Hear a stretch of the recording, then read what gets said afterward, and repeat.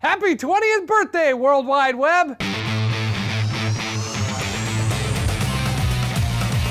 Now, the internet has been around for over half a century, but the World Wide Web as we know it has only been around for 20 years. Now, notice how I said as we know it. That's because in 1989, Sir Tim Berners-Lee at CERN in Switzerland, the same CERN that created the Large Hadron Collider, invented the World Wide Web, HTML, and a text browser. Fast forward to April 30th, 1993, and CERN decides to make the World Wide Web technology available to everyone for free! With that decision, the world instantly became smaller and way more awesome. So let's take a look back at the World Wide Web, shall we? Take it away, educational internet jingle! On your mark. Get set. We're riding on the internet. Cyberspace set free. Hello, virtual reality.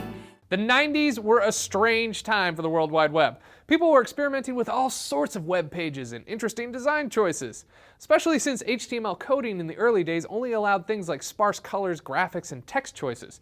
Basically, everything looked like Craigslist. Also, it was next to impossible to find anything before primitive search engines like WebCrawler and Lycos launched. But even then, people didn't really know how to use them. Alrighty then, let's do a search on the internet.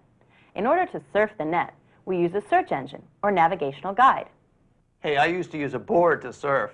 Thanks, Pops. That's right, kiddies. We used to surf the information superhighway, or NET for short.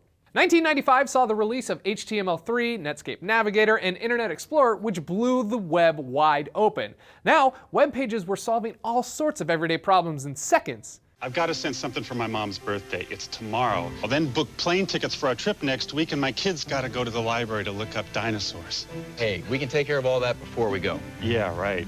Oh, with America Online.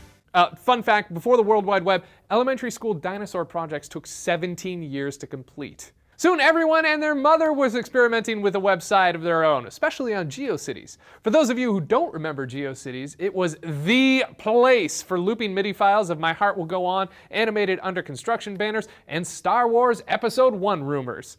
Then Macromedia's Flash hit the scene, and sites were actually able to utilize smooth animation, video, and interactive components, instead of looking like a brightly colored puddle of Lisa Frank's vomit.